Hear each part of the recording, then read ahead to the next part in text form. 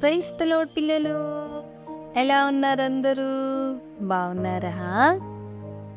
ప్రతిదినము యేసయ్యకి కృతజ్ఞతలు చెల్లిస్తున్నారా?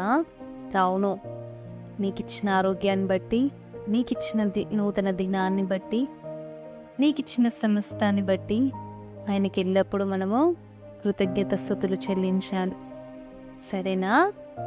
స్టోరీ విందామా? ఒకసారి 10 మంది కుష్ఠరోగులు యేసయ్య దగ్గరకు వచ్చారంట. యేసయ్య దగ్గరికి వస్తే వాళ్ళకి స్వస్థత ఉందని, వాళ్ళ రోగం మానిపోతుందని ఎంతో ఆశపడి యేసయ్య దగ్గరికి వచ్చారు.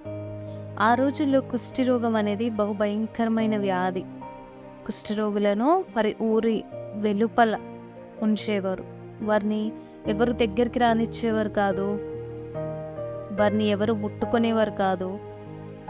ఒక అంటరానితనంగా, ఒక హీనంగా వాళ్ళని చూసేవారు. వారి ఆరోగ్య స్థితిని బట్టి బాధపడేవారు. ఇంకొకటి ఏంటంటే మనుషుల ప్రవర్తనను బట్టి కూడా బాధపడేవారు. అంత భయంకరమైన వ్యాధి ఆ కుష్ఠరోగం అనేది.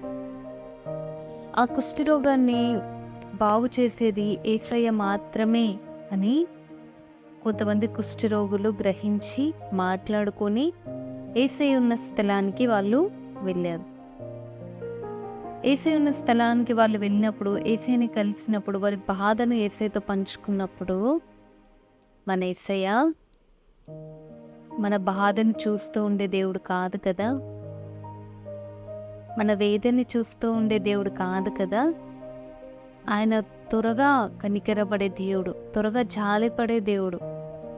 ఎప్పుడైతే ఆ 10 మంది కుష్ఠరోగులు యేసయ్య దగ్గరకు వచ్చి వారి వ్యాధిని బట్టి, మనుషుల ప్రవర్తనను బట్టి బాధపడి, అయ్యా మాకు స్వస్థత కావాలయ్యా, నువ్వు మాత్రమే మమ్మల్ని స్వస్థపరిచే దేవుడువయ్యా అని ఆయన పాదాలు పట్టుకున్నప్పుడు, ఆ మహా కనికరము కలిగిన ఆ యేసయ్య వారికి ఒకటే చెప్పాడు, మీరు నమ్మండి, మీకు స్వస్థత ఉంది, మీకు ఖచ్చితంగా స్వస్థత జరుగుతుంది, మీరు వెళ్ళి యాజకుడికి కనపరుచుకోమని చెప్తాను. అలా వెళ్ళి చెప్పినప్పుడు ఆ 10 మంది ఎంతో సంతోషంగా బయలుదేరుతారు. ఎంతో సంతోషంగా వారు వెనక్కు తిరిగి వెళ్తా ఉన్నప్పుడు మార్గంలో ఉండగానే వారికి స్వస్థత కలుగుతుంది. మార్గంలో ఉండగానే వారికి స్వస్థత కలిగితే వారు ఎంతో ఆనందిస్తారు, ఎంతో సంతోషిస్తారు. ఎందుకంటే ఇప్పుడు వాళ్ళు ఊరి వెలుపల ఉండాల్సిన మనుషులు కాదు కదా, ఊరిలోనే ప్రజలందరితో కలిసి వాళ్ళు కూడా ఉండగలిగిన మనుషులు. అందును బట్టి వారు వారి దేహంలో కలిగిన స్వస్థతను బట్టి ఎంతగానో సంతోషిస్తారు. ఎంతగానో సంతోషించి వారికి ఇష్టమైన వారికి వారి శరీరాన్ని కనపరుచుకోవడానికి, లేదా వాళ్ళ స్వస్థత కలిగిందని చెప్పుకోవడానికి పరిగెత్తుంటారేమో. అందులో ఒక వ్యక్తి మాత్రం, నన్ను స్వస్థపరిచిన నా యేసయ్య దగ్గరికి వెళ్ళి నన్ను నేను కనపరుచుకోవాలి అని చెప్పి వెనక్కి వస్తాడు యేసయ్య దగ్గరికి. యేసయ్య దగ్గరికి వచ్చినప్పుడు ఆయన ఏమంటాడో తెలుసా? అయ్యా చాలా వందనాలయ్యా, నువ్వు నన్ను స్వస్థపరిచావు. ఈ లోకంలో మెడిసిన్ లేని ఈ భయంకరమైన రోగానికి నీ మాట చేత, నీ చూపు చేత మా రోగానికి స్వస్థతనిచ్చావు. ఇప్పుడు మేము మామూలు మనుషుల వల్లే ఉన్నాం. కేవలం ఇది నీ వల్లే సాధ్యమని దేవుణ్ణి ఎంతగానో స్తుతిస్తాడు, ఆరాధిస్తాడు. మిగతా 9 మంది మాత్రం యేసయ్య దగ్గరికి రాలేదు. వారికి ఇష్టమైన వారికి కనపరుచుకోవడానికి పరిగెత్తారేమో. ఇందుని బట్టి ఒక్కసారి నువ్వు జ్ఞాపకం చేసుకో. నీ జీవితంలో ఏది కొదువు ఉన్నప్పుడు, ఏది లోటుగా ఉన్నప్పుడు, ఏది నీకు బాధగా, వేదనగా, ఏది నీకు దుఃఖంగా ఉన్నప్పుడు, దేవుడిని నువ్వు అడగకుండానే దేవుడు నీకు సమస్తాన్ని, నీ నుంచి నీ వేదన్ని తొలగించాడు కదా. ఆ కన్నీరంతా నువ్వు మర్చిపోయావా? ఆ వేదన దినములన్నీ ఈరోజు నీకు సంతోషంగా మారుండొచ్చు. అయితే ఆ దినములో దేవుడు నీకు చేసిన మేలును మర్చిపోయావా? ఆయనకి కృతజ్ఞత చెప్తున్నావా? ఆయనకు లోబడి ఉంటున్నావా? ఆయనకు గౌరవం ఇస్తున్నావా? ఒకప్పుడు నీ జీవితం ఎలాగున్నదో, ఇప్పుడు నీ జీవితం ఎలాగున్నదో ఒకసారి గ్రహించుకుంటావా?